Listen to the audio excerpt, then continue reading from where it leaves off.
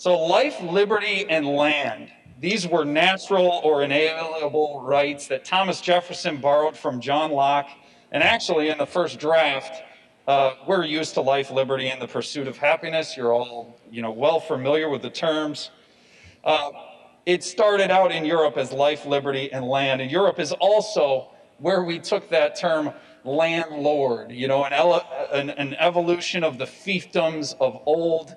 We're certainly not talking about lords of lands or ladies of lands here. We're talking about, well, let's give them some other terms, because I think it's really easy in the bourgeoisie proletariat arguments to demonize these people. But they fund your schools. We could call them, instead of landlords, we could call them school funders, because they're the ones that pay the tax bill. We could call them property taxpayers. I know your local governments do.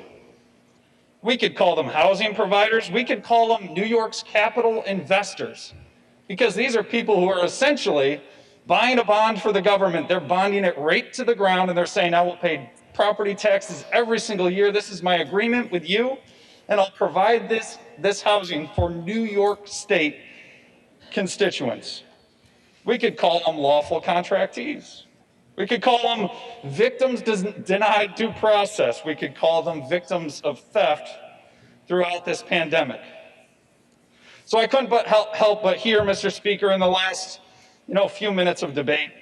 5 months ago, I stood here with what looked to be a crystal ball, and I said this was about canceling rent, but I was assured, we only needed to get to May 1st. Once the vaccine is in order, once we're coming out of this isn't about canceling rent. They told me right here in this chamber, this isn't about canceling rent. We just got to get through this next thing. Once we get to May 1st, we'll be fine. Well, here we are today, talking once again about canceling rent. This isn't about COVID.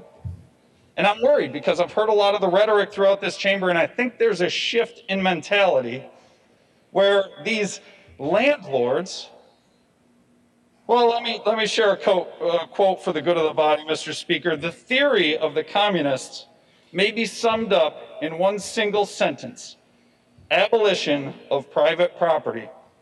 That was Karl Marx, who is familiar to many in this chamber. You may think that you're attacking the bourgeoisie, but you're actually attacking the proletariat in most cases with this bill in New York State. The U.S. Constitution enables individuals to enter into contracts with each other. That same United States Constitution that we raised our right hand and swore to uphold. We uphold contracts. As a government, we uphold contracts. We don't get into the middle of them and decide after the contract's laid down which side is the most fair these days. And, well, this one seems unfair temporarily, so let's give this side of the contract an edge up in what seems in perpetuity, or at least in multiple months at a time.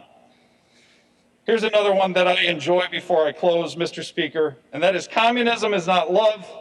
Communism is the hammer which we use to crush the enemy, and that one is from Chairman Mao. Mr. Speaker, I will be voting no on this bill.